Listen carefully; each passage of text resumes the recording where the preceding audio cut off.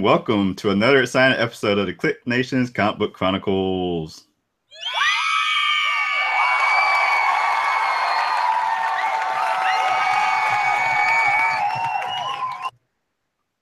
I'm your host, Tim D-O-double-G.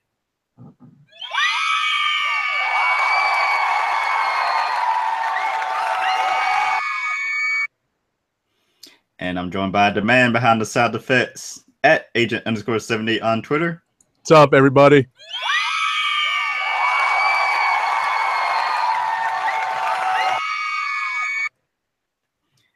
And we also have at Roddy Cat on Twitter here.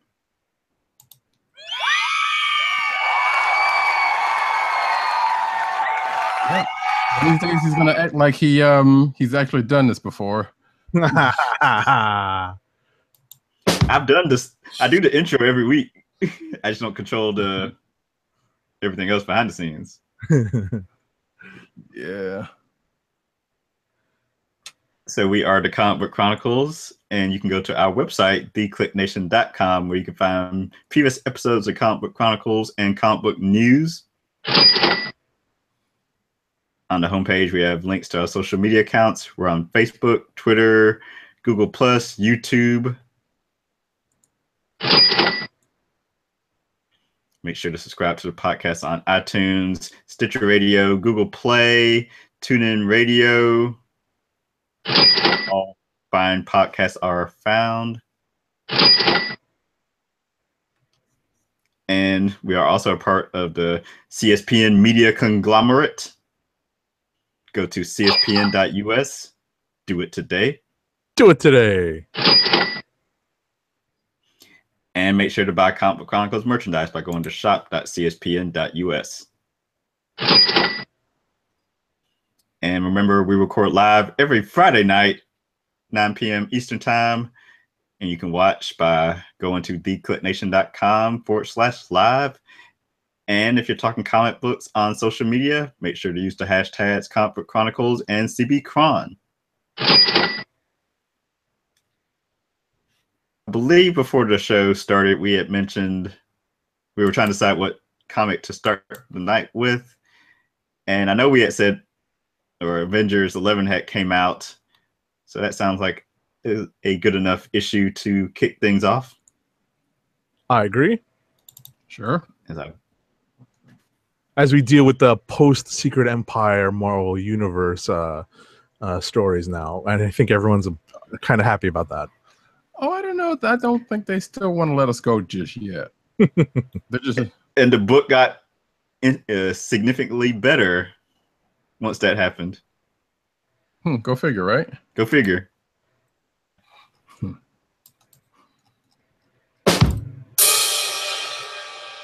you imagine what would happen if you just give a book? Well, actually, we're going into another event, but still, imagine if you just give a book some time. You know, on the breathe between events. Give them some time to actually do some stories. I like the way they played it by sort of splitting the team up into duos. You had everybody had their bonding moments. Hercules and Vision went off to talk about immortality. Falcon, Captain America, and Jane Foster Thor went off to talk about leadership of the team going forward. And Spider-Man and Wasp tried to go to a science fair or science type. It was like a lecture or something. But science, it was a science fair that had somebody lecturing that somebody wanted to go see. Yeah. Right. I feel like we're skipping over one of the points of continuity that Wade explored right at the beginning of the issue, which is weaving out of a place. Yeah, I was about to say weaving in the events of both Secret Empire and the events that have happened in Amazing Spider-Man with the fall of Parker Industries. So this current iteration of the Avengers team had been using the former Baxter building, then what had become the home of Parker Industries as its headquarters.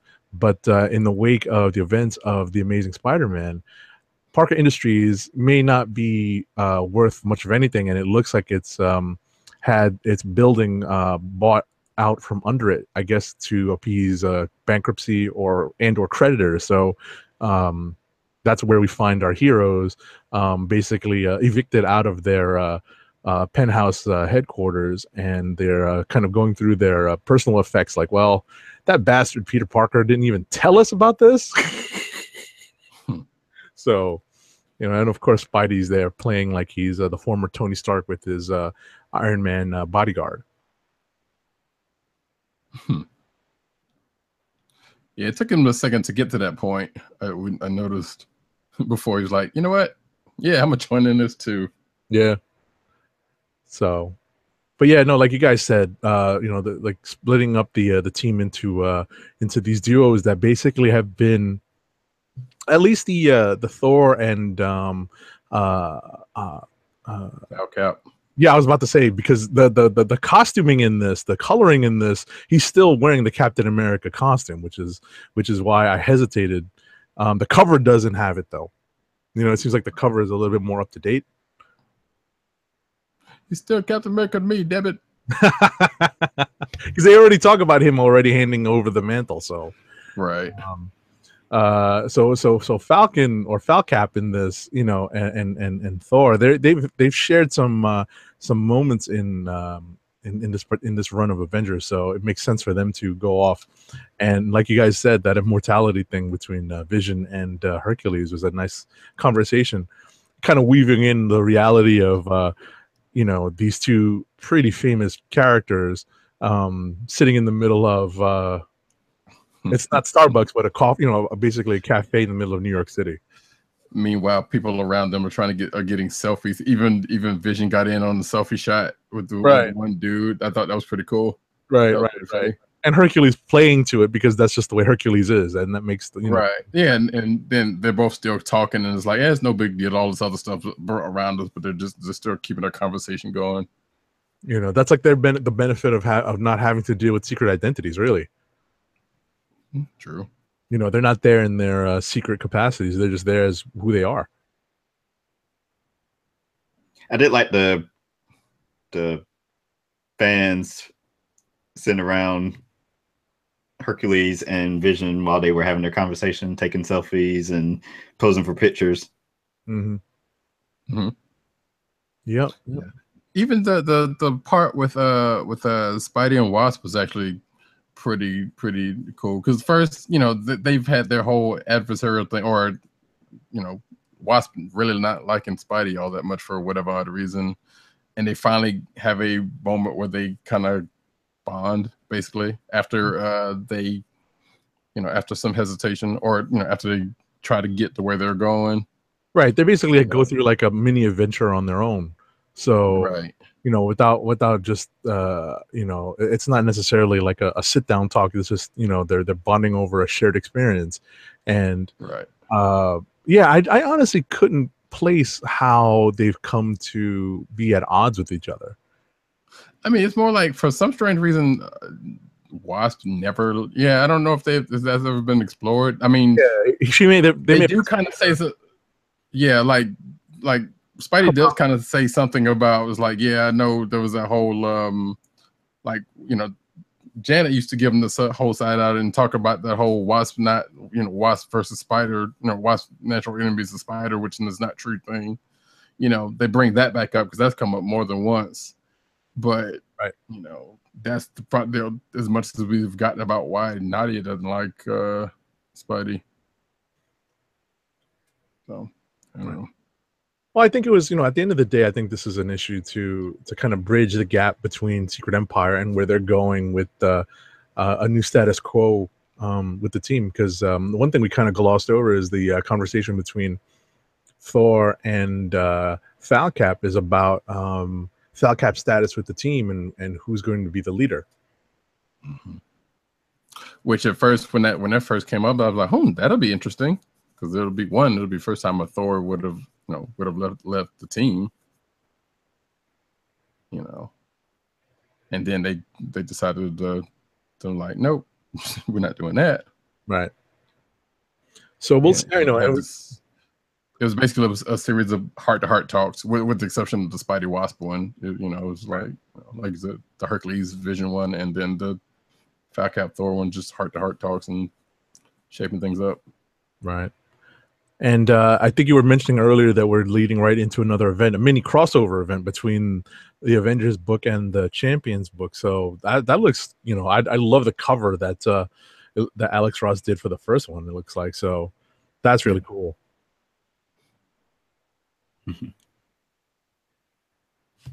Looking forward to that. Yeah, kinda. Well, no, because I think considering that the core champions group kind of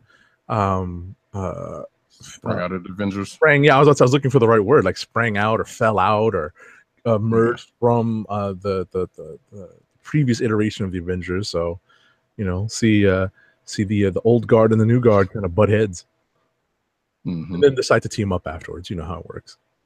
Of course. So, all right. President Bartlett, what's next? Let's see. What did everyone read? Yeah, my list is alphabetical. Well, look at you, Mr. Fancy. Oh, please. You want to do Batman the Red Death? Sure, we can talk about that. Because I enjoyed that. It was different. It was definitely different because it springs from the ending of Dark Knight's Metal that we were talking about last week, and it explores the version of Batman from a universe where I guess we can't really talk about it without spoiling it. I'm not going to ring the bell because at the end of the day, it was kind of spoiled last week. Batman has found occasion to obtain the Speed Force for himself. And this issue is all about how a particular version of Batman gets to that point. And there's a lot of drama involved because Barry, the Flash in this issue, doesn't exactly give up willingly. A very out for blood Spider-Man. Or Batman. Batman. Yeah. Yeah. I mean, there's some great dramatic points in this issue because if anyone is familiar with some of the better Flash stories, it's always about some other character trying to affect Barry's or even Wally West's connection to the Speed Force. A lot of the better Flash stories come out of that. It's interesting to see that come from Batman's perspective, where Batman is coming as an ally / adversary, and that's actually pretty well expressed with kind of a splash page of Batman wielding the weapons and the equipment of Flash's Rogues Gallery, and that's a really nice visual here. The art on this book is by Carmine Di Giandomenico. He is not new to the Flash. I think we have seen his Flash before, so it does. It's all very, very sharp looking. He's got a very clean style. Oh yes, and it's a semi-clever way that Batman is able to siphon off the Speed Force from Barry Allen. Sure. I said in my notes, I said, poor Barry Allen. It's like, first Batman steals the weapons from his Rogues Gallery to use against him. Then he ties them up to the front of the Batmobile and uses it like the cosmic, the cosmic treadmill? Yeah. The treadmill. Which we saw in the Button crossover between the two Batman and Flash books. And then they become merged as one being. Sure. Batman, they become Firestorm. Oh man, I can't even. I don't like. I can't even bring myself to do it. I'm just gonna do it. Hold on. That's it. I can't even. I'm like, I didn't even think of that when until you mentioned it, they become a version of Firestorm. I just thought of it myself. So what's funny about this is that there's aspects of the Dark Knight Returns in this, right? It seems like this is sort of set up as an alternative approach to the Dark Knight Returns, where Batman doesn't necessarily go into retirement, but is looking to remain literally one step ahead of the game, and that's what causes him to take this drastic step, and to compensate for getting older and getting slower. It's like, well, you know what, I'm just going to get faster. And I thought, there's definitely a few panels in here that are D. Giandomenico's homages to Frank Miller panels. Definitely, there's one definitely that you can see. The Frank Miller, yeah, definitely straight from Dark Knight Returns. So, especially when he's driving the bat tank / Batmobile, where he's behind the controls, that's almost straight out of Dark Knight Returns. So, it's definitely, I think they picked a good setup and premise for Batman attempting to usurp, or at least absorb some of the Flash's powers. Oh yeah, cool. So good things. And so each week, I believe we should see another one shot for all. I think it's 7 of them. The evil Batman of the Dark Multiverse. The evil Batman of the Dark Multiverse. We're grown up saying that. You know that? Yeah.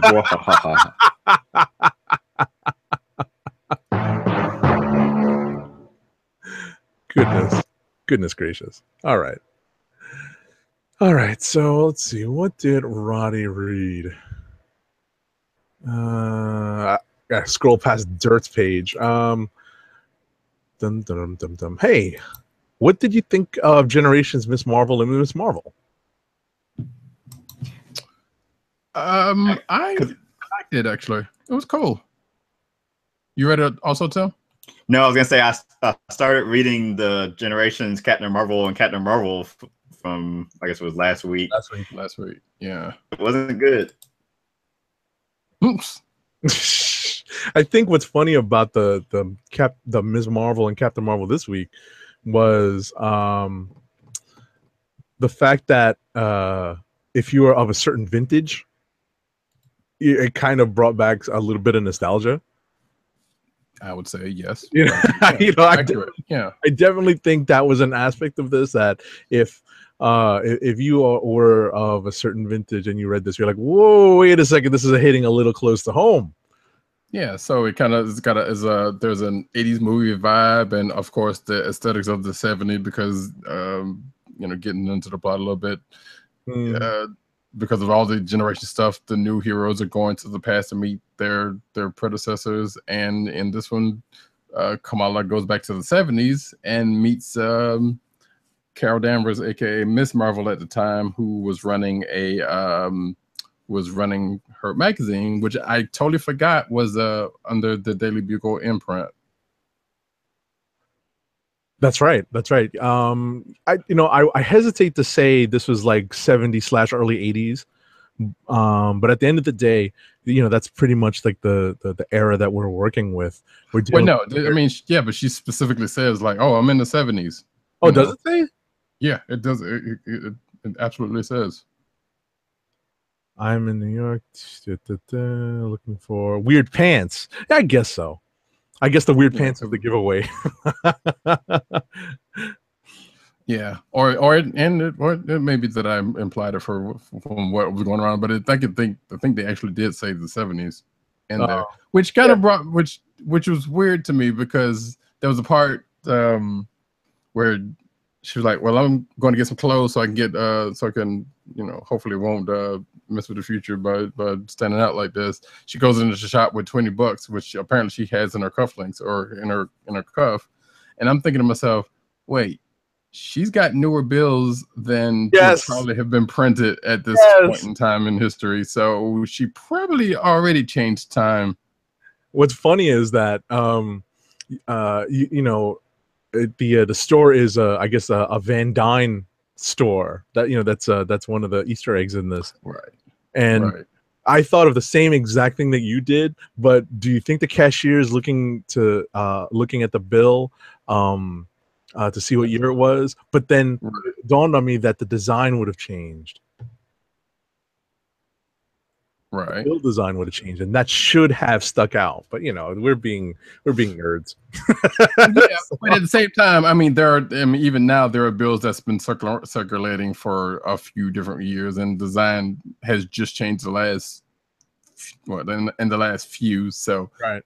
it could have been that she used a bill that that like an older version still wouldn't have. Yeah, that still probably wouldn't have been around then, but still old enough to be like, yeah, it doesn't look any different from sure from what would have been. Sure, and we get a great little cameo from Peter Parker. Gotta get those Spidey photos. So and J. Jonah Jameson, since it is in the Daily Beagle building. Sure. So, they basically team up to fight a random Shi'ar character who's yeah, I thought that was Deathbird at first. I did too. And then there's like Night Scream. I'm like, okay, well, sure, we'll go with that.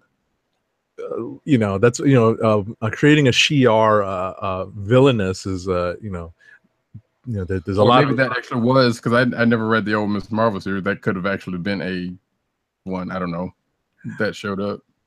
Listen, I had never bothered to Google it. Now I am. Damn it! I know, right? And there's another issue that I'm probably talk about later on that I did Google something on. So I probably should have done that in this case, but that's too funny. So, but yeah, I like how the thing that started getting me right off the bat while he's doing that was that the whole thing started off with a moment you would have seen in an 80s movie. Basically, it is basically you might be wondering how I got into this predicament, and you see Kamala in disguise, and they even allude to this record scratch moment. Mm-hmm. So I was like, okay, that's cool. And then it kind of goes into explaining how she got to that point, which, man, I wish somebody would pull me off the street for a job if it was something like that. I'm like, that didn't happen nowadays. I don't think that ever happened then either. But, hey, move the story along. You had to. Yeah. So. All right, cool. But yeah, it was a pretty cool story outside of that. And, because I want to ask, this is the first time we've seen the actual time-space movement, because we've seen like the poof in and outs. We've seen all of that, but as these generations one's been going along, and we already know why it's going on now, right? Because of COVID, right? But I don't think we've ever actually seen the whole time-space movement, which is also kind of funny because speaking of 70s, 80s movements, that part kind of reminded me of Howard the Duck. Because you see her kind of moving through the time space, and then she just basically hits the cement. That's funny. Without going through like billboards, a la Howard the Duck, but still, it kind of gave me that. You remember Howard the Duck far better than I, sir. I've watched that movie one too many times, actually. So yeah. All right. So I mean, it was good, like a lot of kind of like what Tim was saying earlier about the Captain Marvel generations. It's kind of hit and miss. I don't even know. None of them have been like great. Like they've had some good moments. Some of them had some good moments in them or whatnot, but I haven't. Right. I like the Wolverine one. Like, right. The Wolverine. Wait, yeah, the movie was good. The Hulk one. The Iron Man one turned out better than I thought. Yeah, that one actually was all right too. Yeah. Is it? Well, we have one more left. The Captain America one next week. I assume it comes out next week. Maybe. Hopefully. Maybe. I don't know. Yeah, because Legacy is starting next week. Next week. Yeah. So they should be about wrapping it up. But yeah, here it is. Shout out to Matt Wang in the chat. the YouTube chat said to be offered on, which I can't do anything with the chat because I guess I'm not on the channel. Anyway, what we got next? Invincible Iron Man number 11. You didn't read this? I meant to, but I didn't get a chance to. Okay. So this was kind of a one-off issue where we caught up with Mary Jane as she was having, I think, lunch with Tony Stark's mother. And she retold a tale of when she first met Tony back during her modeling days. And of course, he tried to hit on her. Actually, he met her through Iron Man crashed through the roof, fighting what looked like Whiplash. Yep. Of her modeling, the modeling event. So Tony showed up with Iron Man in tow because during that time, Iron Man was just his bodyguard. Even though, as Mary Jane said, everyone knows that's you in the suit. But either way, Tony showed up with Iron Man to apologize and tried to hit on her, and then it turned into like a sort of counseling session of them talking to each other and how she disliked her father because I guess he was a drunk, and Tony, of course, is a drunk at that time. Mm-hmm. And then it moves on from there to Riri Williams shows up as Ironheart. And does Pepper Potts show up? I don't think she does. I think it's just MJ, Tony's mom. Yeah, from the cover. Yeah, Tony's mom, MJ, and Friday sort of end the issue, and they talk about how sort of hidden things that Tony does that no one knows about, like going to the hospital just to hug babies. And then they ask Friday, and there's a reason for that, which I'll get to in a second. And then they ask Friday, then like Friday out of nowhere says like Tony Stark's missing, and then that leads into the Marvel Legacy story of the search for Tony Stark. But I guess the letter page was dedicated to Brian Bendis, wrote a letter talking about a gentleman that lives next door to him in Portland, and how the issue was dedicated to him because he used to go to the hospital and hug babies and interact with babies, and no one ever knew it. I think his son finally told Brian, and it's like this guy had led this cool life of being like a war hero and knowing semi-famous people, and he was a fan of comics, and the guy eventually got sick and passed away before Brian could show him this issue, because he was going to show him the issue and show how Tony does the same things he does, but he unfortunately had passed away, so the issue was kind of dedicated to Brian's neighbor. Wow, I've got to read that now. Yeah, really. I was just scrolling. I just scrolled to that page, and I'm like, wow, that's a pretty, it's like one of those letters, like usually like one of those big, like it might be like 2 pages or one, like actually I'd just be 1 page letter.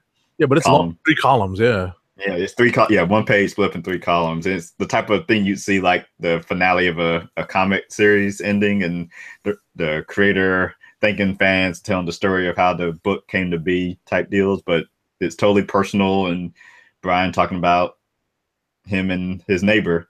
Wow. I gotta read that. Now, see, you saying that without that context, you would think like that's really Tony doesn't do any stuff like that. That's really out of that's another thing.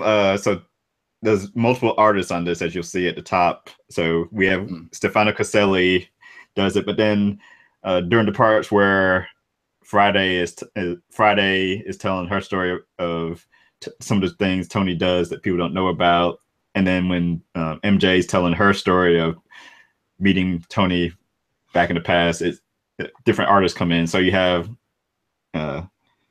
the woman, I'm not going to try and butcher her last name, but she did the Mockingbird series with Cassandra Cain. Yeah, Kate. Oh, right, yeah. Katie Nimchik.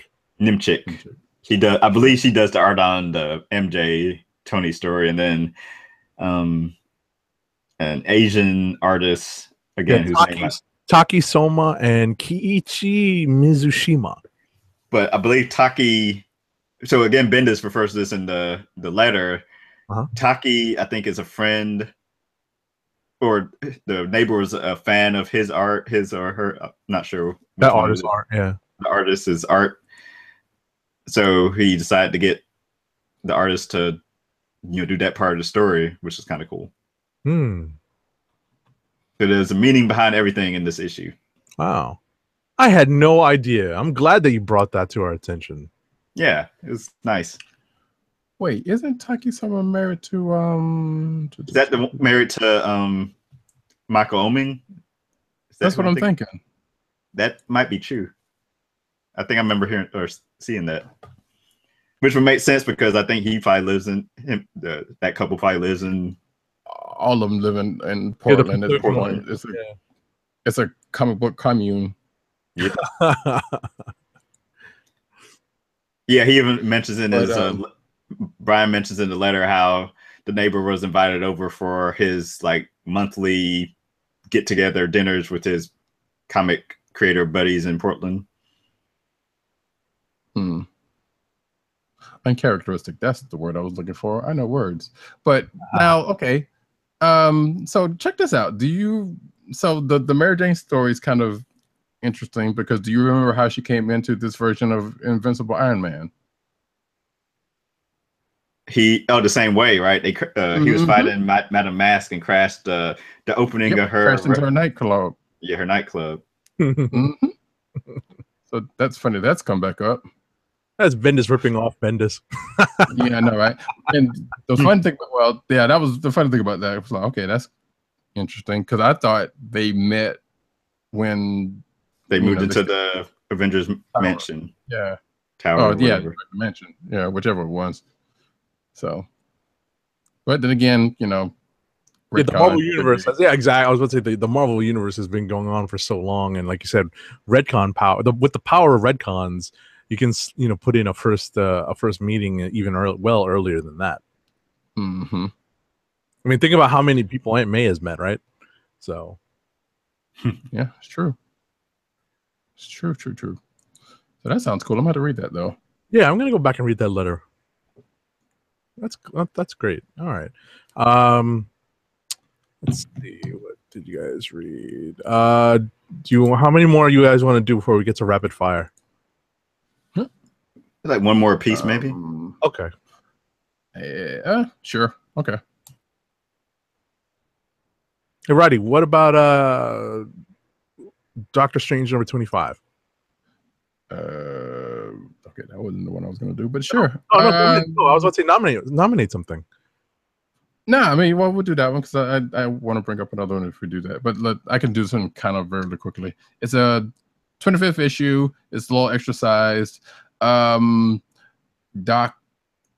Strange has a actual case of deja vu because, and I kind of liked how the story kind of played out actually because it starts out with him and Selma eating breakfast, and then he forgets something, or he remembers something that he kind of forgot, but he can't quite put his finger on it. And then events start happening that mirror an event from his past, and then those they actually show those events, which I don't know if it comes from any actual issue of any Doctor Strange book, but basically the same event happens in the past and the present, pretty much the same way, leading up to this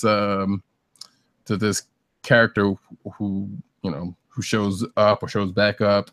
Then they fight / talk, and Doctor Strange.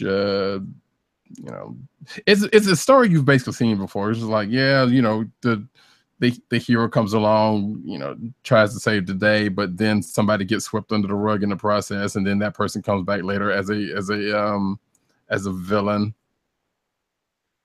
And that's what happened in this one, given the same events. And then we find out why he didn't remember who this person was, which is, I don't think is anybody of note, just so happens to be somebody for the purposes of the story, as far as I know.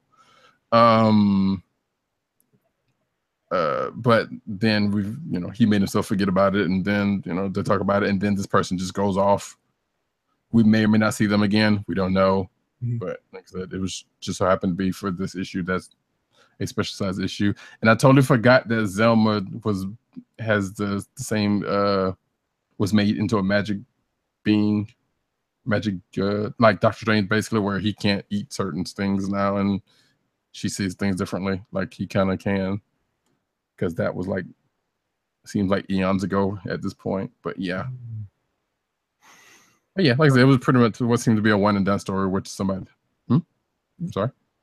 No, I was gonna say that I think this particular trope they used to emphasize what Doctor Strange's character kind of used to be like, where Right. and a lot of it is is definitely extrapolating from some of the storylines that they explored in the movie, where Doctor Strange may not have always paid the closest attention to what he was doing, and may not have always solved he may not have dealt with all of the symptoms, dealt with maybe the major symptom, but some of the underlying stuff, as a doctor, he just kind of missed, and now it's kind of come back to him in this. And it was kind of, he was kind of more of a cavalier hero, maybe coming up, as the stories were being told in some of the 80s and 90s Doctor Strange books. And now he's a little bit more, I wouldn't say he's always been like that. I think there's definitely been certain Doctor Strange stories that have been told that kind of have him be a little bit more introspective and be more careful with how he wields his magic. But I think that's become a big story point for the current Doctor Strange in terms of how he uses his magic because of the things that have been happening in the book now. So, right. I mean, yeah, this story you could pretty much see in any hero story. Like you throw this in the Avengers, and it would be a similar thing that could have actually. You could almost say with the Avengers X thing, almost did happen, kind of. But like I said, you can put a similar type of story, and that oddly enough, it gave me a Twilight Zone vibe. I don't know why, but yeah, like I said, you can put the story in pretty much any hero's book, and it would play and or read about the same for those same reasons. right. I agree with that. But I thought of that. Yeah, it was okay. It was good. Like I said, exercise issue for the 25th issues. So they gave him a little bit more to work with. Right. What was the book that you were going to bring up? America #7. Actually, potential click of the week, and I'll keep kind of short. Actually, all I will definitely say is that I don't think America Chavez has ever been a character that had any sufficient backstory, and now she does thanks to this issue, and it's kind of touching it in certain spots. So given after the events of, well, actually throughout this whole issue, throughout this whole book, run of the book, there's this person called Madra Mara that was coming about, and we just found out last issue that it's her actual grandmother, which you could almost put that together just by reading it without you even know it. Because it was either going to be it's an older version of her or somebody related to her, and sure enough, boom, it's her grandmother. So they take off and go to the ancestral plane where Madra Mara teaches America basically where she, her history, and you see America's birth, and you see her mom's meet, and then America had some feelings about some things that happened during the course of that, good and bad, especially where it's concerns to her grandmother. Then we find out, a whole lot of backstory about, like I said, America and her people, and what seems to be going into something that's probably going to come out in later issues with some adversaries that may or may not come back into the fold from that history. But like I said, it was a really good book. If you like America Chavez, and I know a lot of you do, you should check this out because this is which you're probably already going to be checking out. Check this out for some good backstory that she's never actually had before. Okay.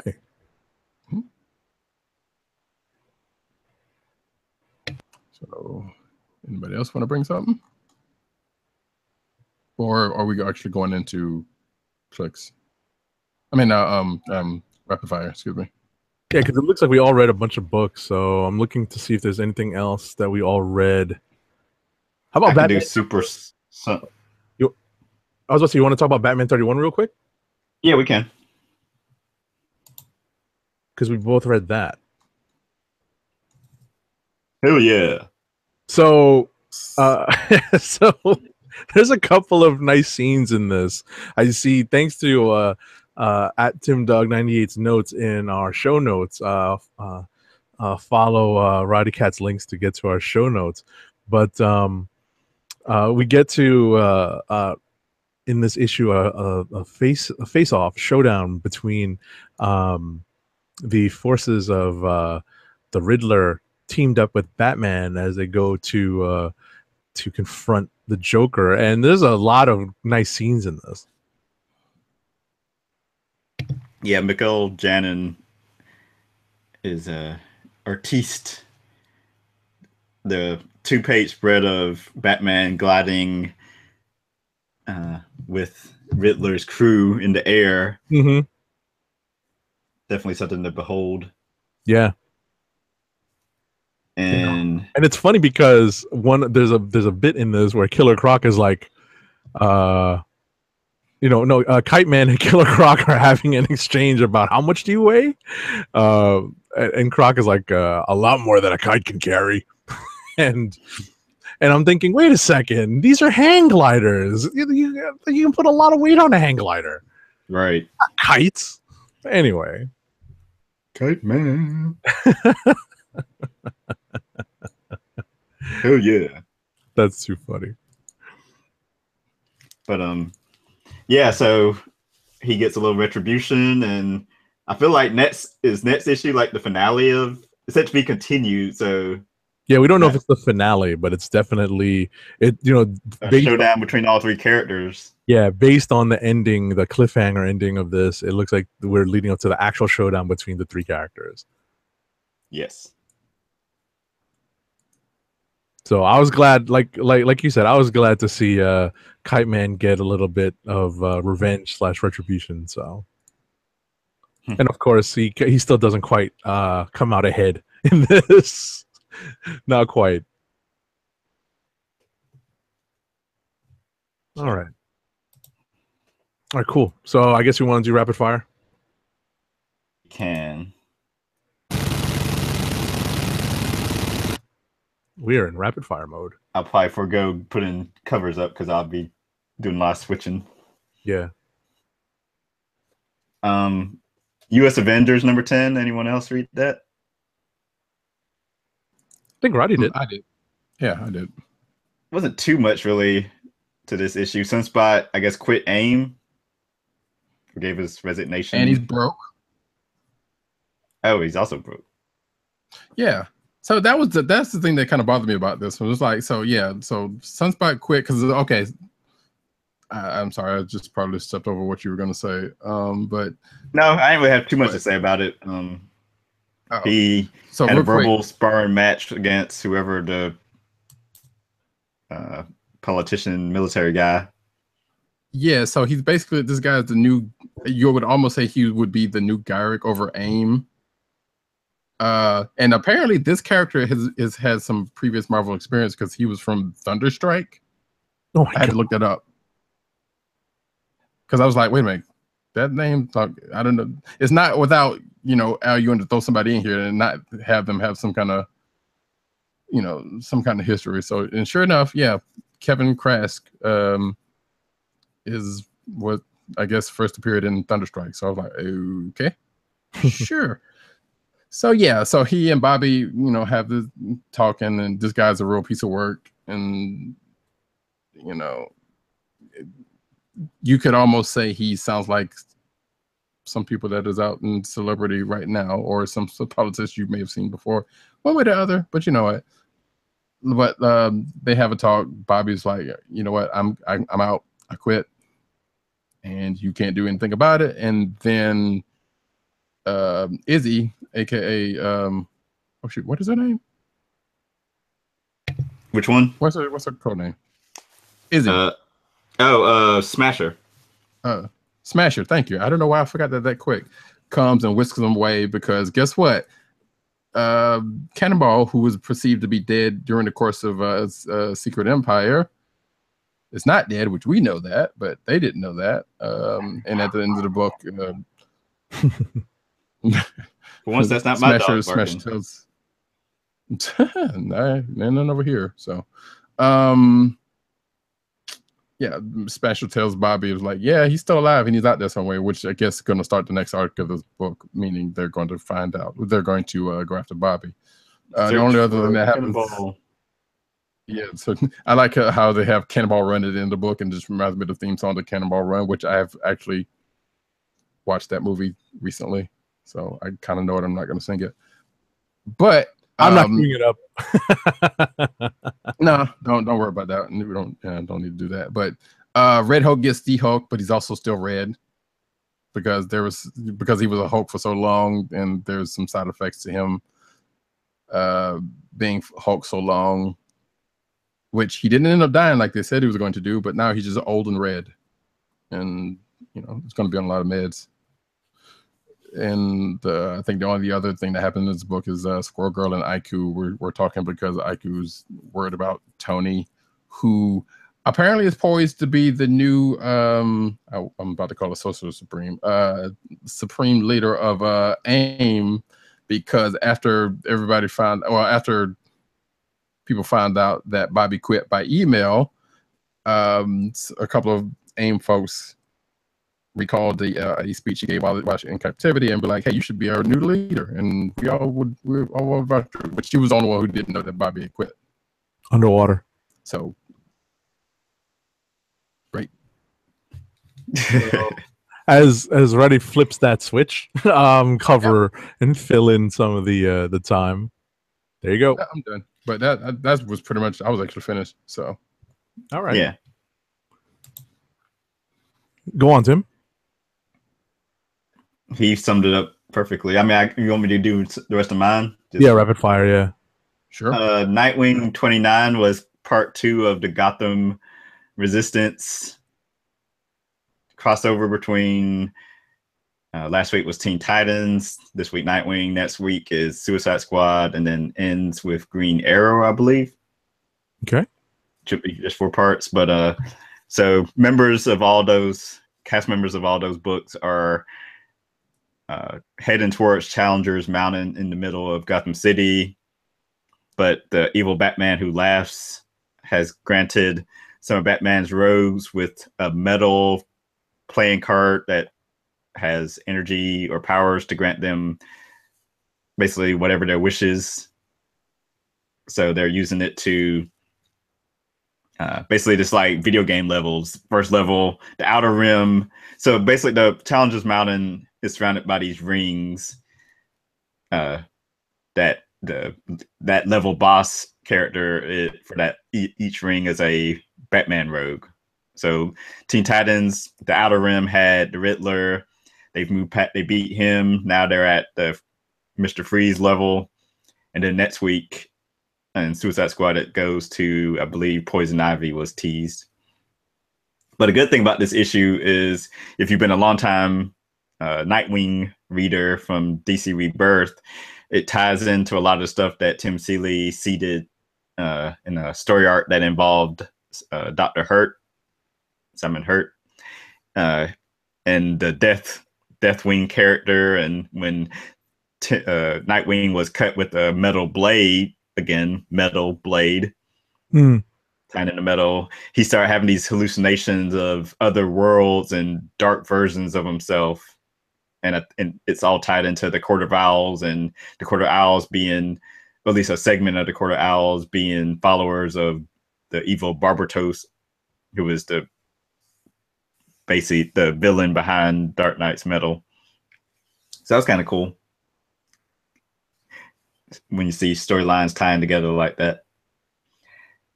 Let me jot that down.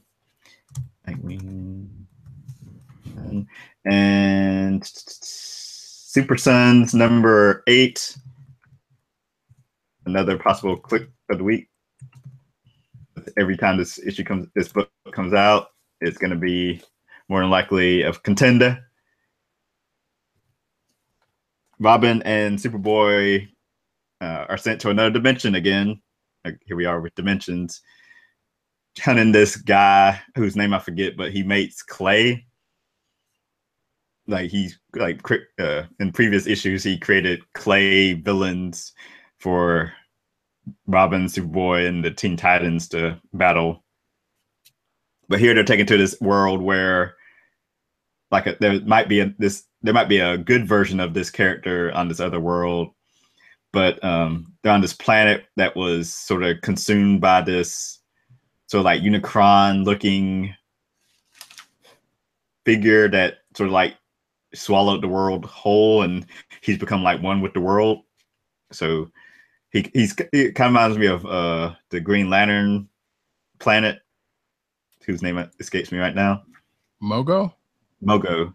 But then they also encounter these like resistance fighters, these two they look like black women. I forget what their names are, but they give them the sort of rundown of what's going on in their world. Superboy wants to defeat the bad guy that sent them to that dimension, but also help the resistance fighters. And of course, Robin's more, our first priority needs to be, we need to go home. But what's fun about this issue is, in previous issues of Super Sons, is the writing from Peter Tomasi. At one point, Superboy wants he says something along the lines of, "What the H is going on here?" And Robin's like, "You're away from your parents. You can cuss now."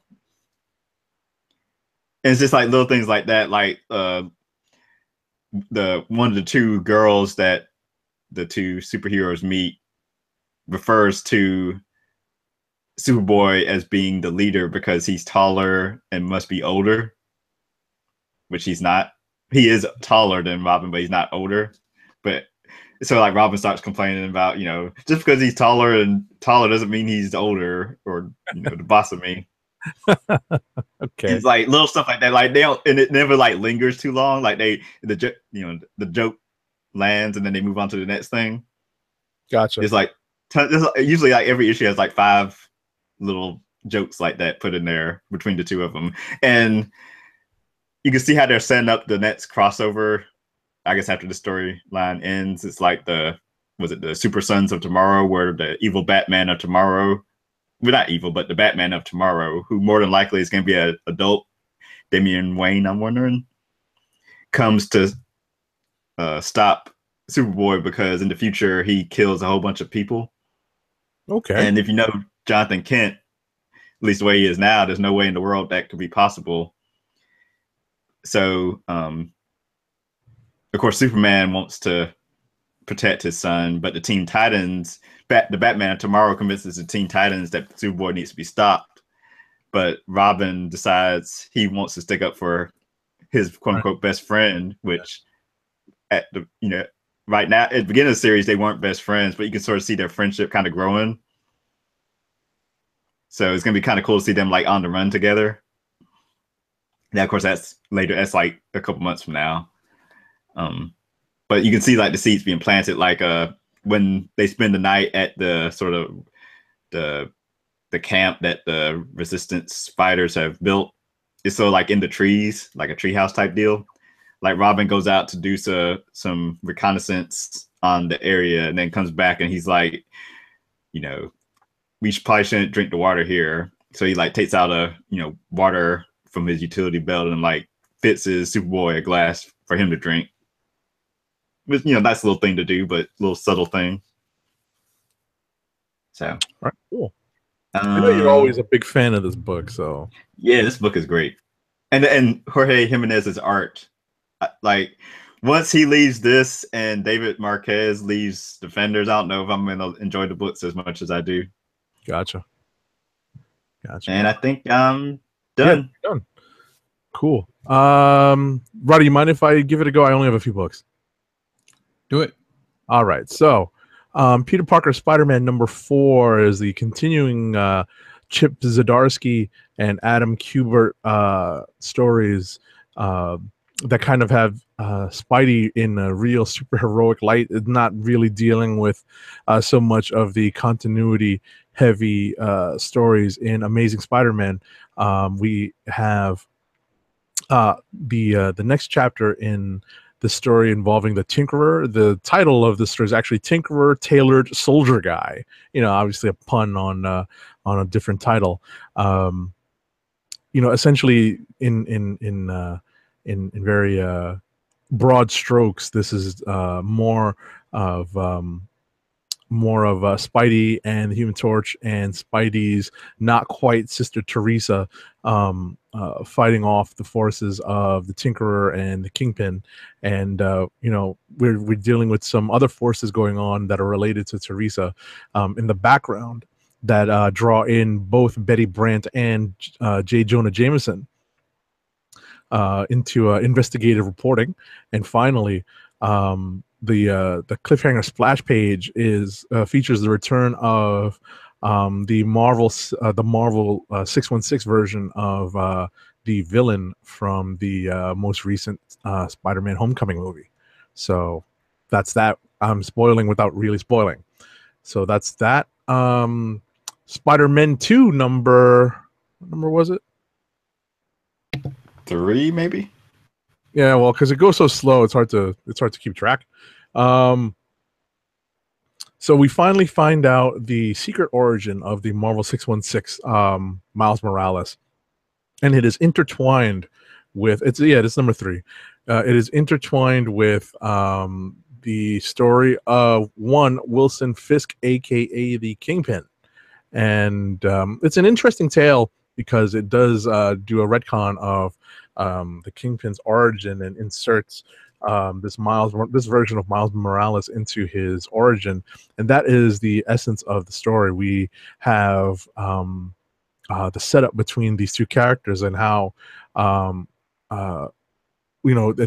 we basically discover the reason why Peter Parker is so shocked at the end of the first Spider-Man miniseries. We find out why he's so shocked at the results of his search for the 616 Miles Morales. So that's this story in a nutshell. The Totally Awesome Hulk number 23. This is we've had a couple of issues this week specifically geared to set up the next upcoming kind of bigger story arc. They're not necessarily filler, but more of a setup. And this, speaking of some of the other issues that we're talking about, this particular issue is the setup for the next version of Planet Hulk.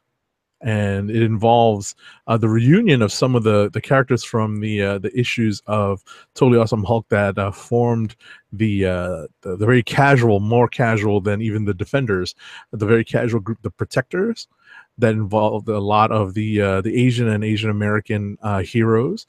And we also have a guest appearance by T'Challa, the Black Panther. These are all characters who have made guest appearances within the last 12 to 15 issues of this book, who have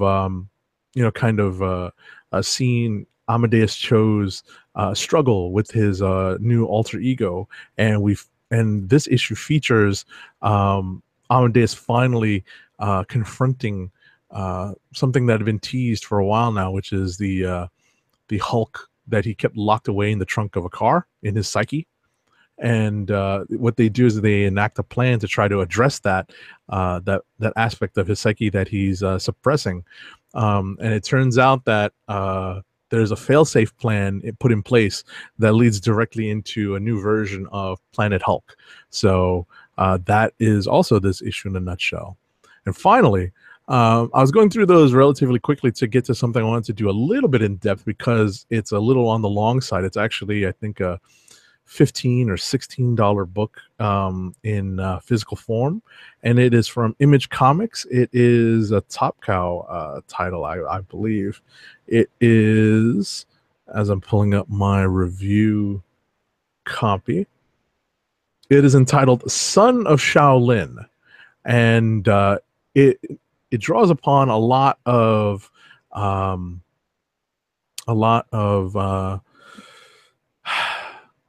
kung fu movie type stuff. It it even draws in a little bit of, if anyone was familiar with the Jaden Smith character in oh, what was that Netflix show, the hip hop one? The Get Down? Yes, the Get Down. So the character played by Jaden Smith in the Get Down was a graffiti artist, and some aspects of this character kind of draw upon that. We have, at its essence, a story of a kung fu villain who is looking to gain powers by defeating other branches of a kung fu family tree. It's a very Iron Fist type story trope, very kung fu story. Kind of a typical story. But one of the twists is that one of the not quite kung fu masters, he doesn't quite know it yet, is a graffiti artist in New York City. And we delve a little bit into that world.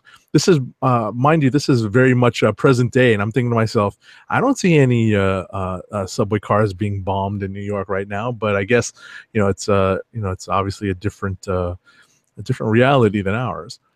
But at the end of the day, this character doesn't understand or doesn't realize that he is the descendant of a kung fu master who has recently been murdered, and he's gained some power because it's passed on between generations. Once there's once the holder of I guess the power dies, it passes on to a descendant. So there's a lot of kung fu action. There's a lot of I guess there's definitely a swerve in this, because not everything is as it seems in terms of the mentor that has reached out to our young protagonist to train him in the ways of kung fu. This is a longer story. I don't want to touch on everything because it is a full length graphic novel. And the price of $16.99 on the stands, because I believe you can get this in hardcover. The price kind of betrays that it is on the longer side. The art is good. It's definitely believe it or not, it's actually, I believe it's more Chinese comic book based and superhero comic book based than it is manga. So that definitely is reminiscent of some of the kung fu comics that I've seen. They're kind of hard to find on the newsstand and in the comic book stores, but you can find them. And again, there's elements of the Get Down character, being kind of a modern day tagger and bomber. So, there is that. It's just a nice, it looks like there is the potential of a continuing story in this, because it ends with a cliffhanger ending, and it's the end for now. I just enjoyed this. I enjoyed this book. It just had like a nice flow to it. So that's why I'm dedicating a little bit of extra time during rapid fire to it. And obviously, it's inspired some of the outro music that I'm going to play on the way out.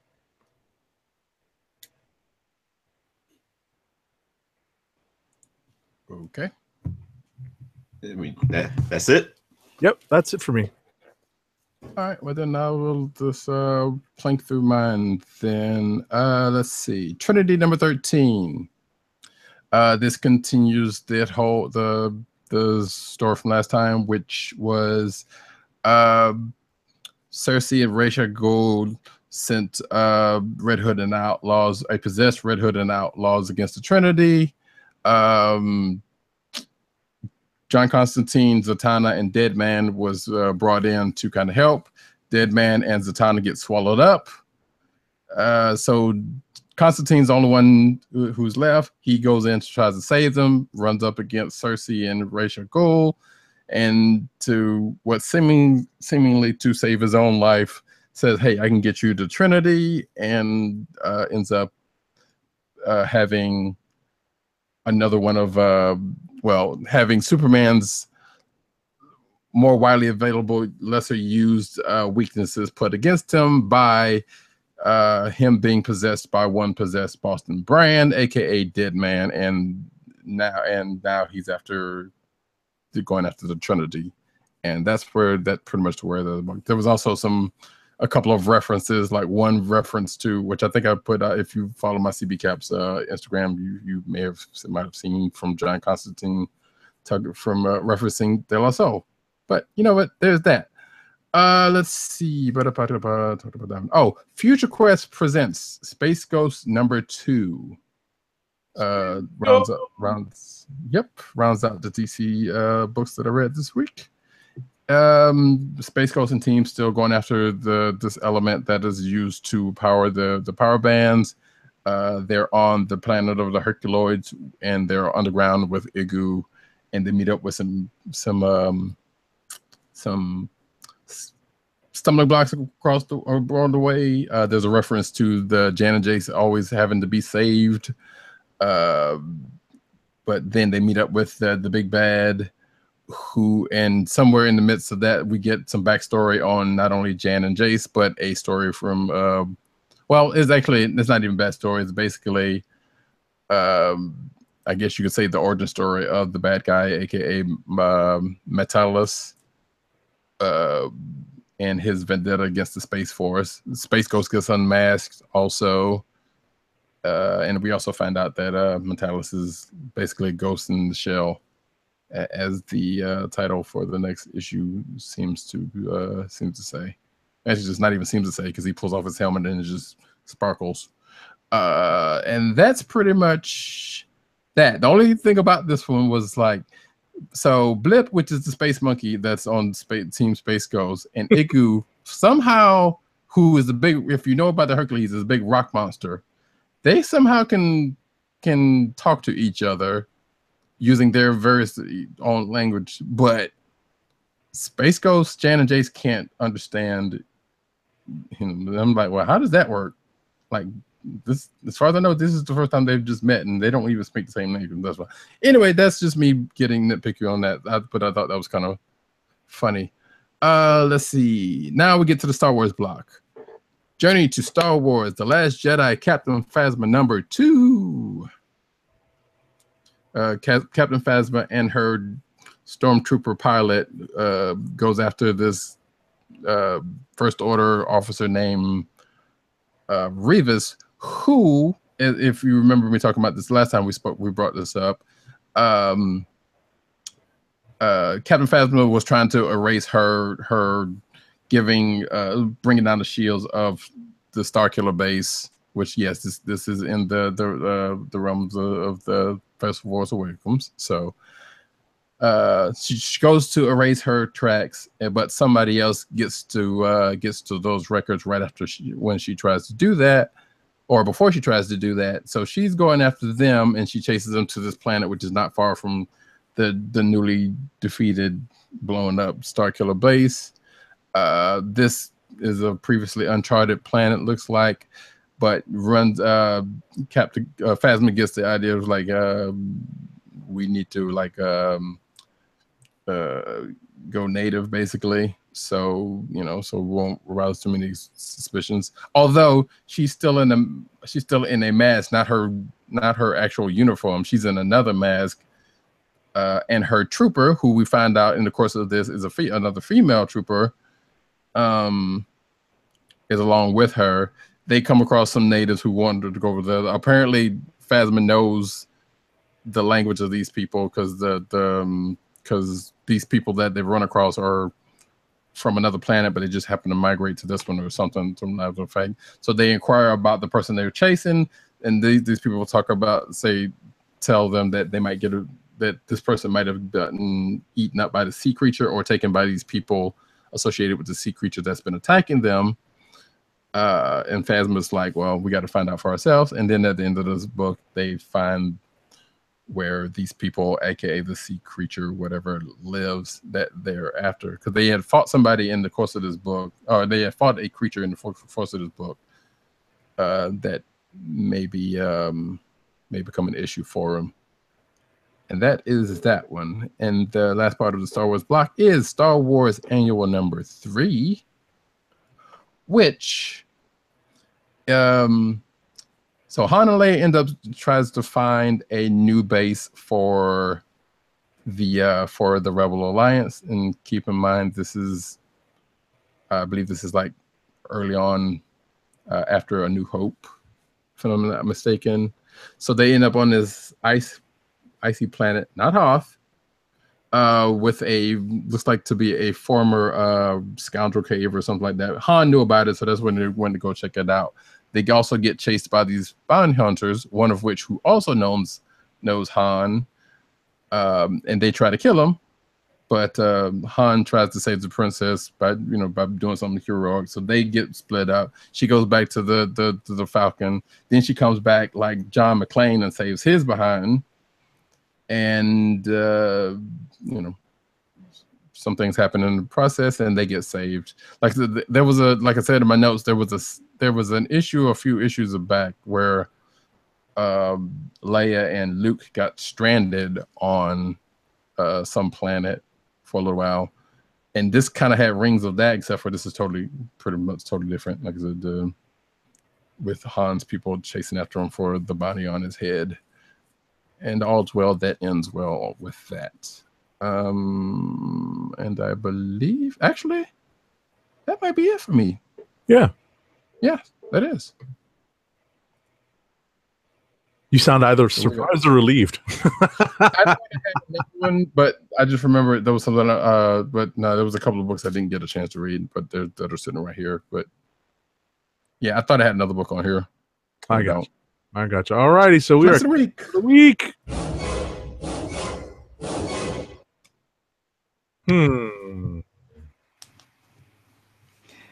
I've got it narrowed down to 2. We talked about a lot of books this week, but as I was saying earlier, either on and off the air, I was not like overwhelmed by anything this week, even though I had a lot to say about Son of Shaolin and a lot to say about some of the other books, but nothing earth-shattering. I think I'm going to stick to my old faithful Super Sons number 8. Nice. I think I am going to go with America number 7. Because like I said, if you're a fan of America Chavez, and even if you're not, you may enjoy this particular story. All right. So although if you are a fan of America Chavez, you definitely will. Okay. I believe. Now it's down to me. And I hate it when I am just not overwhelmed by anything that I've read this week. You know what? Since it's probably the freshest in my mind because of the last thing I read, I'm going to go with Son of Shaolin number 1 by the creative team of Jay Longino and Kanan White. So I'll go with that. Boom. Alrighty. Ad read. Yeah, I'm pulling up the ad read now. Let us go with. Waiting for the sucker to load. Let me tell you about Skull Candy. Skull Candy makes the best headphones, earbuds, and gaming headsets, all with lifetime warranties. Skull Candy produces many types of audio accessories, including headphones, sports earbuds, Xbox and PlayStation gaming headsets, DJ headphones, iPod, and MP3 headphones. And now, for the listeners of the KLIQ Nation's comic book Chronicles, Skull Candy offers free standard shipping on your order. To help keep our podcast free, Order from Skull Candy by going to cspn.us. That's cspn.us. Then click on the Keep Our Podcast Free link at the top of the page.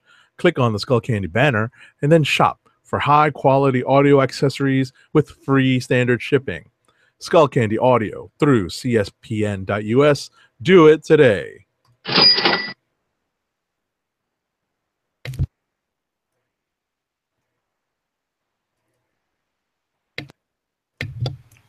All righty. So try to get the mute button working. Yeah, I've done that. Time for cinematic news. First up, we have the Watchmen TV series gets official pilot order from HBO. Wow. So I guess it's going to be a real thing. Yeah. And you know, real thing, people. Exactly. With HBO behind the scenes, it's going to be it's not going to be rated G. I need to get around to reading Watchmen one of these days. What? Yeah. Matt Wang 97 is going to be sending you a copy of Watchmen on this now, right? I know, right? He's already done me. Say what? I said, yeah, I think he had. Well, I know actually because he's already sent me a copy. Hey, if he's got copies sent around. That's not even a dare. That's not even like the GoFundMe for a PS4 for Agent _70, which I do still need. Actually, we'll get it. I'd rather have one of those. Actually, I need to be playing Spider-Man. I want to play that Spider-Man game when it comes out. That's funny. Yes. We'll get into that. Yeah. So yeah. Next up, we have Star Wars: Last Jedi completed 3 months before release. Star Trek Discovery, how and where to watch the TV revival. So yeah, apparently, if you're not in the States or Canada, well, if you're anywhere but Canada, you have to pay for it. So here in the States, you have CBS All Access. In Canada, it'll be on the Space Channel, so they'll be able to watch it for free. If you're anywhere else, if you're outside of the US and in Canada, it's on Netflix. Here's a little hint. If you are in the States and you haven't already and you want to check out at the very least the first episode or two, the CBS All Access has a 7-day free trial. And by the way, Star Trek Discovery starts this Sunday. You do the math on that. But I think they're also saying that I think the first episode is going to actually be on TV or streaming somewhere for free. But if you want to check like the second issue, it's a second episode on, then you have to pay for CBS All Access here in the States. Wait, say what? So yeah. Maybe I've been a little bit behind on this show. So is this a streaming only? Yeah. Mm-hmm. Wow. Which they've said that for a while though. Okay. Yeah, so it's going to be on CBS All Access for the low price of $6.99 a month if you want to do that. Wow. Oh, excuse me. So this is basically it's just like a Hulu model. So it's $6 a month, but $10 if you don't want commercials. And if you don't know, that CBS is streaming all past and probably present shows in their coverage, in some movies apparently, from what I've seen from the app.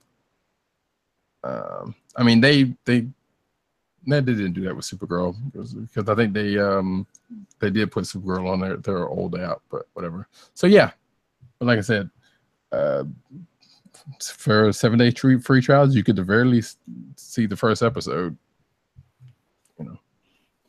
Or actually, I would imagine if you did it on that Sunday, you could probably do 2, because if it's Sunday to Sunday, then if you do it on Sunday, then you get that Sunday if you do it early enough, and then get the next one before it goes away, before your subscription goes away, and that'll give you an idea if you want to, keep it or not. I know there are some people who are kind of poo-pooing it because of that, which I can understand because it's behind a streaming service, and that's no bueno. But we'll see. So yeah, it says here CBS is teasing the series on its network with a special premiere of part 1 of the pilot episode on Sunday, September the 24th at 8:30 p.m. But if you want to see part 2 or any other one, then like I said, you have to go through the app. So at the very least, you can see the first one for free. And then if you want to see the second episode, sign up for CBS All Access for the week and see the next episode. Then you're on your own after that. Yeah, I conveniently ignored these details. Yeah, a lot of people are. Like, so there's people not. But then again, there are also people that don't care about the show because it's women starring or some other. Fortunately, that is the case. Folks. Yeah, it is the case. So, but but otherwise, hey, it's here, it's coming, and if you're a Star Trek fan, then that shouldn't be a deterrent. In fact, that's probably what they're banking on. No, we can move on though. Justice League, Iris West cameo reportedly cut. Yeah, but she could still show up in the whatever deleted scene or deleted scenes on the Blu-ray or something, or whatever extended cut they have one. And of course, she's going to be in the Flash movie, so I know. Like, is it really that big a deal for whenever that gets made? Really, characters to gotta find a director announcement. Yeah, I guess this would have been the chance to kind of shoe her in, not shoe her in, and just kind of throw her in. I mean, hell, you think about it. Batman, Superman had the rest of most of the Justice League kind of shoehorned in, so why not a side character in one of the other,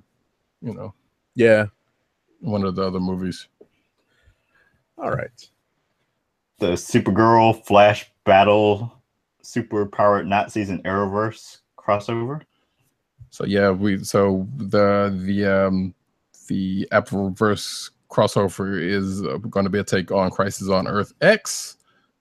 From what it sounds like Barry and Iris's wedding is going to have something to do with it, and this article pretty much goes in this and the next article, which you can skip the next article because it's also having to do with this, and actually the one after that. But you don't really have to skip that last one because it's slightly different. I'll bring that up. Yeah. So then the second one is basically a bunch of Easter eggs you can expect to see in said crossover, And so we find out that the Ray is going to take part in this, played by Russell Tovey from Quantico season 2 that I started watching and then fell off of. Oh no! Oh man, I thought that was your show.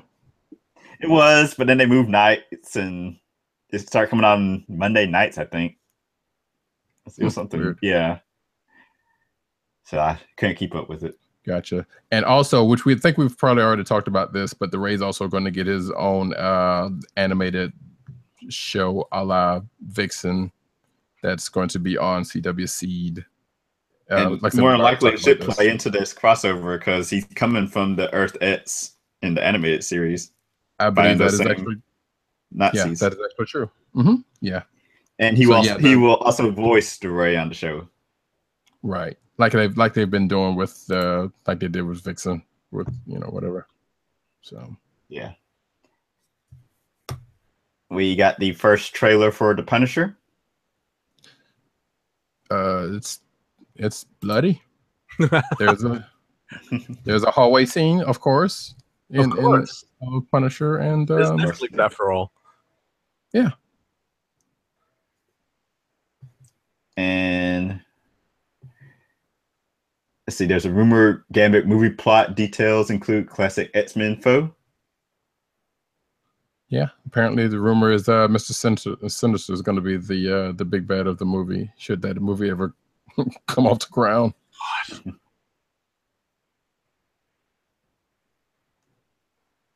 And Finn Jones returns to JoJo for season 2 training. Well, he better stay there overnight, like every night. For the next 6 months or whatever. Know how to fight. Through convincing punches. I still can't bring myself to watch it. I don't know why. Actually, I do know why. But I started it. I actually probably won't even finish it. Just do it. Yeah, I know. There's no need.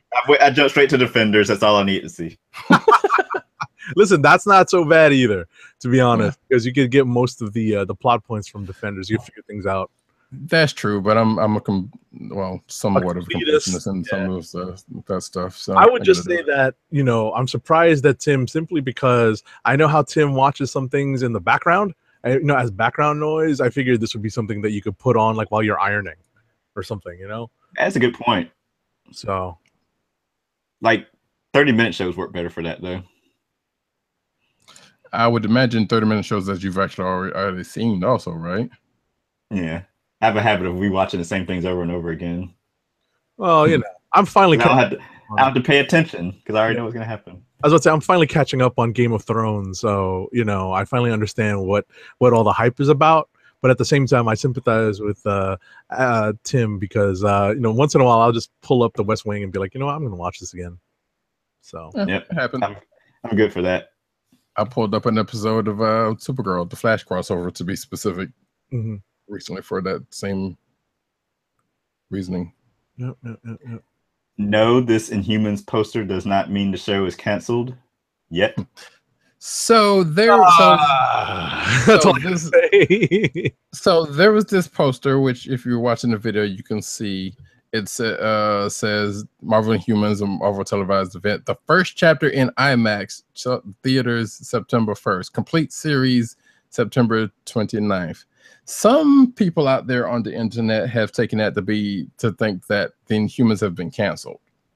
And this is some blogs. It's not necessarily, I would hope, reputable news places. But, people got a hold of it and thought, Inhumans is canceled. Good for it, blah, blah, blah.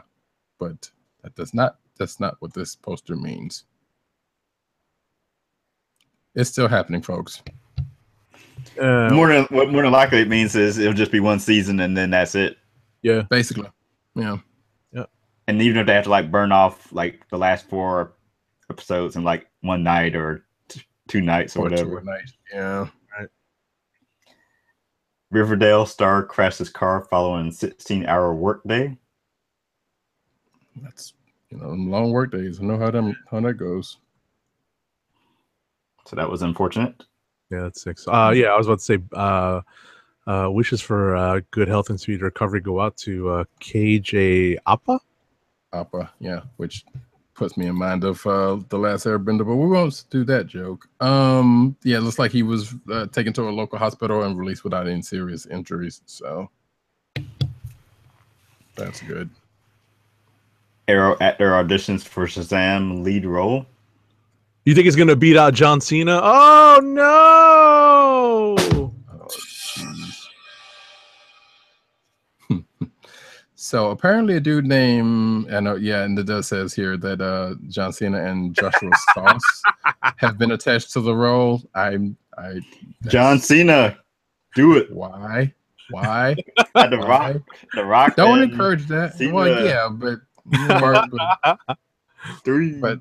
at least The Rock has had more charisma in his movie roles than what I've seen of John Cena in the one thing I've actually seen him in. But apparently some actor named Parker Young, I don't know who was on Arrow. I don't know who he was on Arrow if that was the case. There was then some audition tapes floating around, which is where this come from, thanks to some site called the Omega Underground for uncovering this. That was on Vimeo. And this audition tape shows Parker Young auditioning for the role of Shazam, and also thanks to the next article, some possible other news about the Shazam movie, and that is the main villain of the Shazam movie seems to have been revealed. Again, this is coming from the self-same audition tapes, which means they're using audition scripts, which doesn't necessarily mean anything that's going to be in the movie, just that what they were working with at the time of auditions. But apparently there was some people were they're trying to scrape out information from these audition tapes that they found that has since gone private on Vid. Well, I mean, it might not be a spoiler because it might not even be the real deal. So it kind of doesn't really matter. Who is it? If But if it is who this audition tapes it is, it's the Seven Deadly Sins. I don't know too much about the Flash. I mean the Shazam's Rose Gallery, but you all know what the Seven Deadly Sins are at this point from biblical means. And 7. Yeah. And 7. There you go. Yeah. And actually the anime 7 Deadly. Well, no, that's all. Yeah, I guess there is animated 7 Deadly Sins. Anyway, moving. What's in the box? Yeah, right. I'm sorry. What's in the box? Hey, wait. Thor Ragnarok director in talks to helm Akira. What? That's cool. You know, new news, huh? Well, yeah, I just saw it on the same site that last article was on. I know they've been trying to get somebody's been trying to get Akira off the ground for a few years now. A live action version at that, and the most recent director approached for the film is Jordan Peele, but he ultimately turned it down. Taika Waititi is the solid director and might be cool. Blah, blah, blah, blah. But anyway, so Thor Ragnarok director might end up as the Akira director if that still happens. So there you go. And maybe Tim stepped away for a second. Yeah, it looks like it. Okay. Well, then I guess we'll keep on rolling with comic book news. Okay. Well, I was going to say solicits are out for. So what? I was just stretching. Oh, gotcha. So solicitations are out for December 17 comics. Comic companies. So go check them out if you have the means. And then in comic news, we have Tales of Suspense comic will explore life after death for Marvel's Black Widow. See, that you can put on Biggie's album. Oh, that's true too. Nice. So yeah, apparently Tales of Suspense is coming back as a comic, and I think because of Legacy, they are going to start at issue 100. Yep. Mm-hmm. And like the title says, apparently some of it's going to deal with, or at least the beginning of it's going to deal with the death and maybe not death of Black Widow from Secret Empire.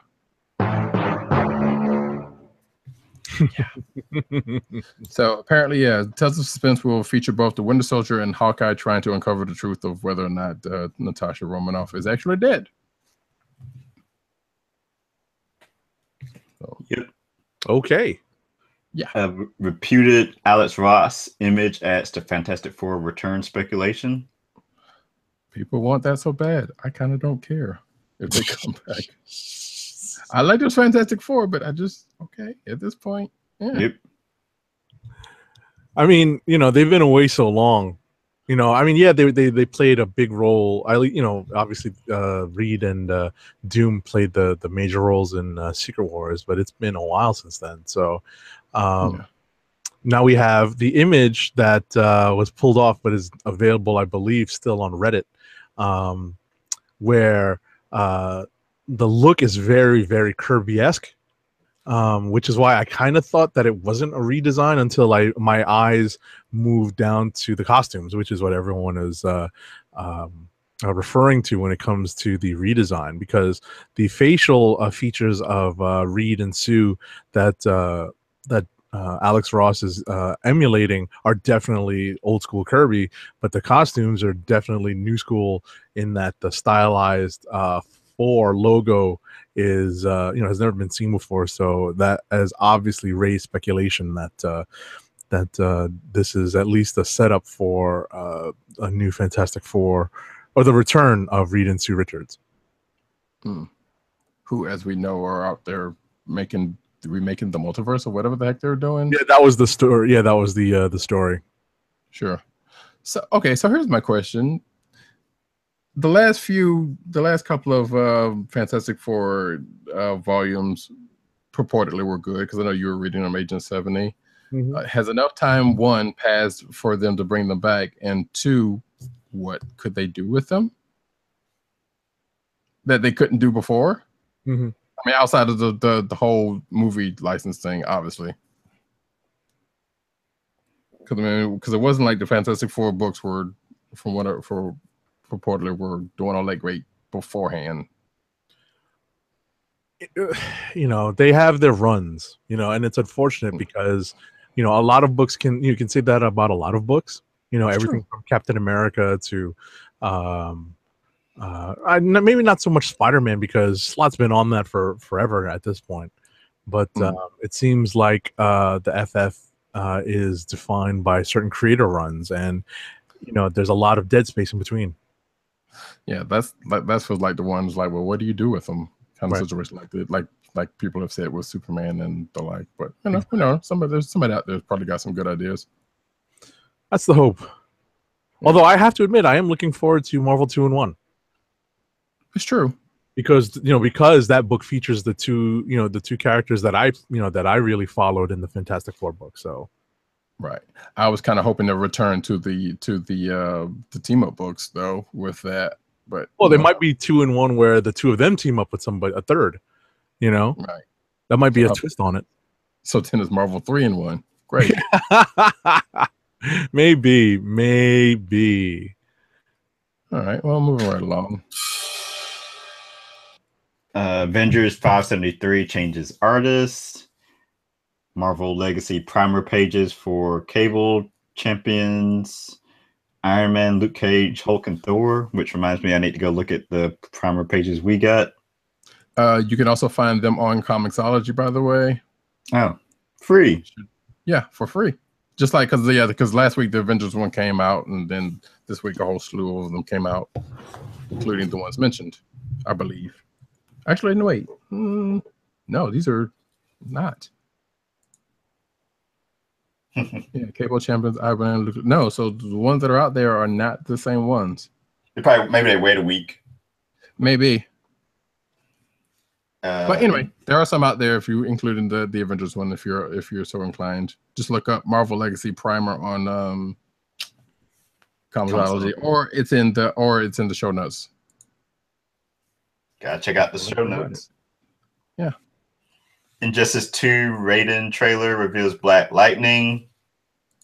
That's cool. I still haven't yet to check out the trailer, but yeah, Raiden's coming in November, I believe, and with him, if you got the fighter pack, will be basically a skin of Raiden for Black Lightning, much like they did with Jon Stewart and Green Lantern. Yeah, that makes sense. So they'll pretty much have similar moves. Actually the same moves. Same moves, same power. Yeah, just a different skin. That's kind of a bummer, but at the same time, it is what it is. Black Lightning looks a lot like Gucci Mane. Kinda. What? Kinda. Oh boy. So if you're looking at, hold on, let me go. Here's I don't know. Like there was I thought Blade at first, but I guess I could see the Gucci Man look. I don't know. Like, that's too funny. So yeah. Jeff if you're Johns, watching the video, you see what we're talking about. Jeff Johns connects the dots in DC's first Doomsday Clock trailer. For some reason, that's not coming up, but all right, sure. Green Lantern's Simon Baz's new ring is spoilers. I read that article this afternoon. It's pretty good. Kind of wish I had kept up with the series now, but there's only so much time in the day and books to read. I didn't know Sam Humphries was writing that. I would almost check that out for that, because I kind of liked him when he was doing Avengers AI. Yeah. He's going to be on Nightwing now. And Tim Seeley, who was on Nightwing, is taking over Green Lanterns. So they're switching. Huh. Nice. DC unveils Batman by Mignola, Batman versus Joker statues. If you're watching the videos, you can see the statues. You're in the water again. About. Yay! Dude, if you're watching the video, you can see the statues. Yep, one is $150. That's a lot. And I believe it's this Batman one. That's what y'all toy collectors go through. You're not wrong. Limited to 5,000 pieces. The Jonathan Matthews sculptured statue will debut next April, and again, $150. It is from Batman Black and White, and the next one, which is Joker and Batman fighting. I thought he was at first. I saw the shoe. I was like, why is Batman fighting with a shoe? But apparently, that is the Joker's shoe coming off. That one's going to be $200. Go for it. Yeah. Neil Adams returns to scene of the crime in Dead Man. Yeah, so apparently I think we've previously talked about that Dead Man limited series that's coming out, and Neil Adams is the artist attached to it. And this is just an article talking to Neil Adams about that.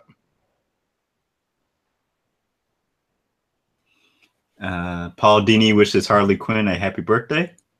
Which, by the way, is tomorrow.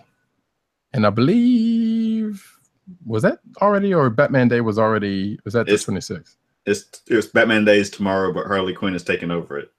Right. So, yeah.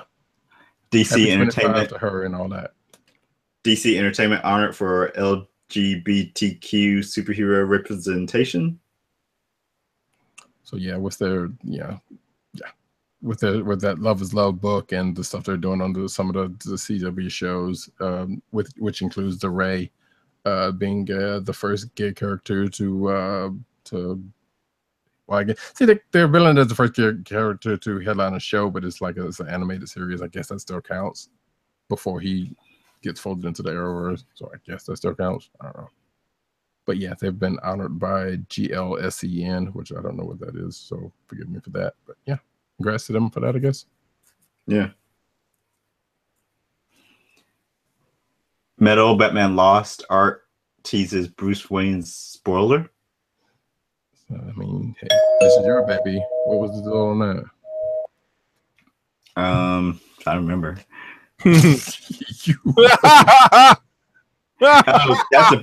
That's that image of the this old Bruce Wayne and a girl who may be his granddaughter talking to him. Gotcha. And I guess there's some mystery behind who she is or something. Yeah. The mystery is who is the girl. Uh-huh. Okay. Steve Orlando teases JLA Doom Patrol crossover research. And he also did some teasing of possible Justice Society book. Oh yeah. Okay. Well, great. There's some people that want that. Yep. Jason Fabuk shares Batman Who Laughs cover process.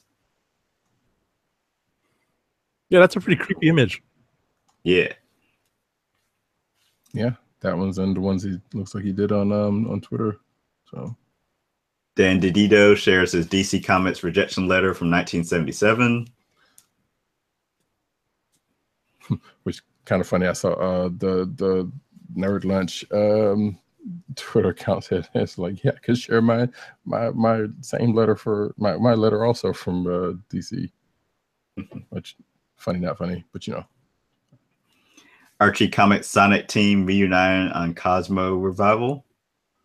So when I saw the headline of this, I was excited for this, and then I saw the art, which looks nothing like Cosmo the Merry Martian that I know of. So for anybody who doesn't know, back in the days when Archie books, you know, had the Archie books, they still print them out now. So there was they had other cartoons in there. One of them was Cosmo the Merry Martian, and you know, it was cool.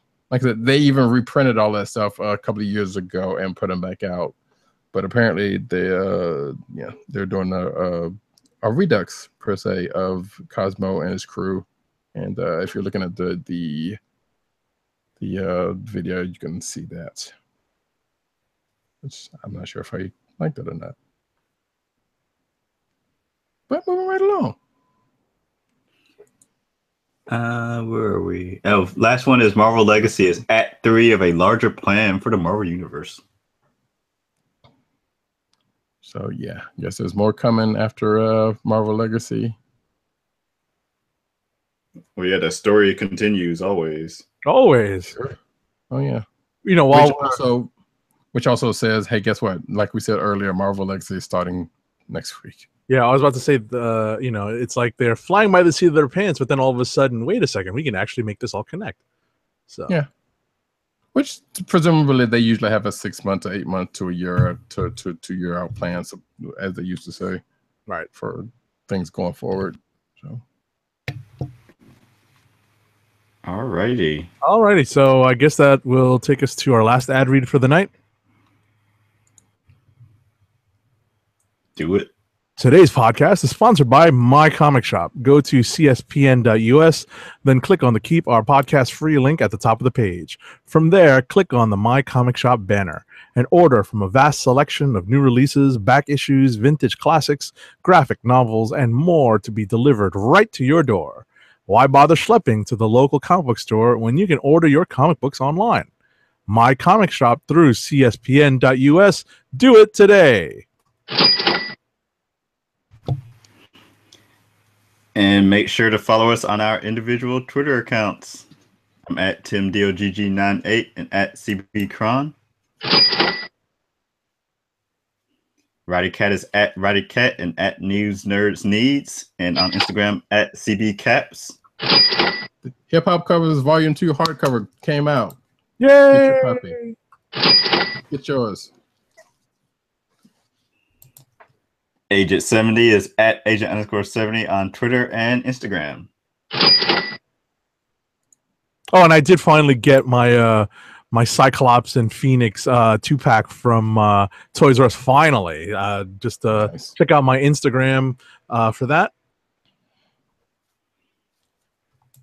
And follow our co-host on hiatus at the moment at PCN_Dirt on Twitter, and go to his website, popculturenetwork.com. And we'll be back next week, Friday, 9 p.m. Eastern Time, theclicknation.com/live.